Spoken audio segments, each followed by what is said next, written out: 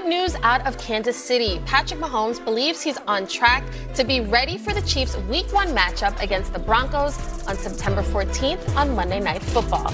Now, Mahomes tore his ACL and LCL last December, but he has not missed a Chiefs practice during camp. Just going to go out there day after day and kind of have the grind of the camp, that could even be harder than the season. It's been awesome for me to be able to go out there and do that. Exciting. I didn't know if I was going to have to take days off and stuff like that, but my body's responded the right way. And so, honestly, the more we practice, the better I feel like. All right, fellas. So ESPN's Bill Barnwell released his top 5 list of NFL teams most likely to improve this season. And Bill predicts Mahomes and the Chiefs as one of those teams to bounce back this season, along with the Lions, Ravens, Giants, and Jets. All 5 of those teams missed the playoffs last season. Doggy, do you think the Chiefs will have a major bounce back season? I even hate to put them in this category because the Chiefs are going to be competitive. And I don't even like putting the Ravens in the category either because they're going to be pretty good. Giants and Jets, I have no problem with. You want to put the Saints there or something. The Chiefs, I'm going to bet on the player. Lewis, Kevin, I'm betting on the player. Everybody thinks, he's not the same. The rankings he's been 18th in the rankings. I think people think that Allen, and there's football fans out there that, sort of want to have a wait and see attitude since he wasn't that great last year before he got hurt. Nonsense. Kelsey's got a little something to prove. The Chiefs got a little something to prove. They were 6-11 last year. The head coach is one of the great coaches we've ever had. All right, I'll let Lewis break down the offensive line. I've heard there's some issues there. But Walker's going to help their running game. He's going to help their running game. Spags will put together a good defense. I know they lost McDuffie, but he's going to put together a good defense. Geez, they're 10.5 in Vegas with the number, and I would take the over. I trust the quarterback. I'm putting my money on Mahomes. Yeah, Doug, I'm with you in the sense that putting the Lions, Ravens, and Chiefs on this list is tough because they're going to be better. Of course they're going to be better. They're going to be healthier. They have great quarterbacks. They have better staffs, et cetera, et cetera. But when you think about a Chiefs turnaround, there's 2 different categories. Will they be better and make the playoffs? Probably. Will they be the Mahomes Chiefs we remember? Probably not. Here's the stat Hembo gave me earlier this morning that stopped me in my tracks. Last 4 seasons, 18 Mahomes pass touchdowns outside the red zone. 18, 4 seasons. That's not so bad. The 4 seasons before that, 56 passing touchdowns outside the red zone. They were creating something out of nothing all of the time. They haven't been able to do that since Tyreek Hill left, since they had a reliable downfield threat, since Travis Kelce was in his prime. So they've got to discover how to have that deep ball magic again. They just simply haven't done it. They drafted Xavier Worthy in the first round, hoping that would happen. Hasn't clicked just yet. Maybe it does this year. We talked about the offensive line issues. I've seen Mahomes win with worse obstacles than having a bad tackle. I'm okay with that. The defense, we talked about the McDuffie and some of those questions. Brian Cook, the safety who goes to Cincinnati. There are questions there. Can the young guys replace the veterans that they miss? So questions abound. I think they'll make the playoffs. They're not going to be division winner, Super Bowl champion, that kind of thing yet. I still need to see a little more. Yeah, look, I think it's going to look different in Kansas City this year. It's going to look different. Do I think that they're going to have a rebound? Yeah. Do I think they will be better than they were in 2025? Yeah. I think their upside will be about how this current iteration of this offense gels early on in the season, as far as the offensive line being able to capture the line of scrimmage, run the football with a lot of authority, with a lot of physicality, which is what Eric Bieniemy wants to do. And then how does he evolve as the season progresses and he gets stronger and stronger, as he just alluded to? He says, look, the more I practice, the better I feel. He's going to have to win with his mind early on in his mastery of this offense, which he has been in it his entire career. Now he could teach it to the young players. I think that's where you're going to see him take leaps as far as him being able to stay in the pocket and really distribute and win because he understands all the nuance of the offense. And then as the season progresses, he kind of breaks outside of that shell and he starts doing some of the Mahomes magic that he's done in the past. And then it's going to be about who at the wide receiver core, who in the wide receiver room steps to the forefront and proves that, look, I can be your guy. I can be your guy, short, intermediate, and deep.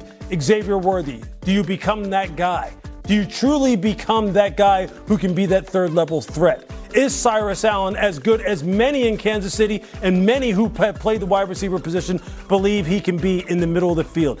Can Travis Kelce turn back the clock?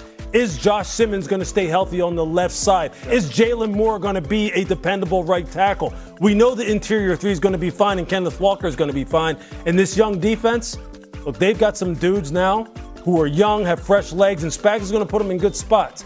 It's all going to be about, to me, the offensive line, how this offense evolves, and then whether or not somebody can prove to be Patrick's go-to guy. I find it really interesting that we all are in agreement that despite the torn ACL and the torn LCL, we still have faith in Patrick Mahomes despite their offensive line questions. Mm-hmm. You more than anybody has said, I've seen Patrick. It's fine. He'll figure it out. But that's a serious knee injury. Yeah. Why are you not as concerned as, let's say, me or some of the fans? Because I've seen him do it. And I'm never going to doubt, as you said, I'm going to bet on the player every single time. I've seen him do it. I think the biggest thing is the effect Kenneth Walker has on the passing game. Because we talk so much about, Xavier Worthy down the field, that downfield chemistry. Kenneth Walker is going to bring those safeties up close to the line. If he's able to get 6 yards per carry, 7 yards per carry in these explosive runs, which they struggled with last year, Andy Reid said it after the season. Defensive backs and linebackers were not respecting their play action. They were saying, what Caitlin Clark 2 years ago, just like, it's fine, let him take the 3. That's what teams were doing with the Chiefs running game last year was, hey, you take it, we'll take the passing game. If you've got a legitimate running game threat, that's when things open up, and then the downfield stuff from Mahomes starts. So offensive line down the list for me of concerns. A thing I like about the Chiefs, they're always the team to beat before the season, and this year, they're a little under the weeds. And I'm telling you, Reed and Mahomes, 2 Hall of Famers, I'll gamble on them over 10.5 under the weeds. Yeah. That's the way I feel. I want to kind of like piggyback on something Kev said. Look, when you have a credible run threat from the standpoint of teams know that you will reasonably commit to running the football, and you can get 3.5, and maybe like touch on 4 yards per carry per run. As a former defensive player in the NFL, I'm telling you that makes life so much easier for quarterbacks because of the fact that it does, no matter how disciplined you try to be, when you know a team is committed to run the football and you've got a guy like Kenneth Walker who can absolutely be a terror for you if he gets to you on the 3rd level, it makes life so much easier for a quarterback because those throw-in windows, that distance between the 2nd and 3rd level gets so stretched. As great as Patrick is, they know it's unreasonable to expect that, look, we don't need a credible running game. He will always just figure it out, and it doesn't matter who he has at wide receiver. That was unreasonable to expect that would continue on forever.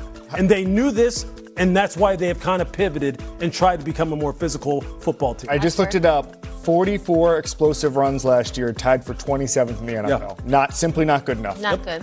Now, Kenneth Walker, X Factor this year. Yes. Now, you like the Giants, right, Lewis? I do. Tell me about them. I think you're right. I think they can be very professional. Hey. I'm sorry. This is the... No, go ahead.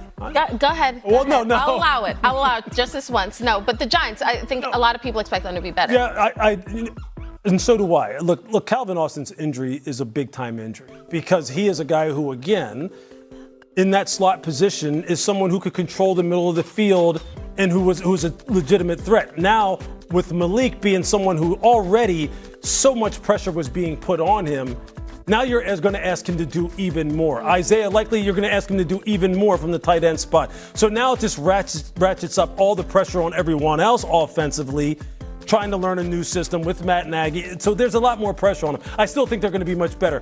Primarily, though, because on defense, in the 3-4 structure that they're going to run, with the group of 4 backers that they have, and the guys on the perimeter and the guys off ball, that's as good a group as there is in the National Football League. Is it okay if You may continue. Okay. Up next, where do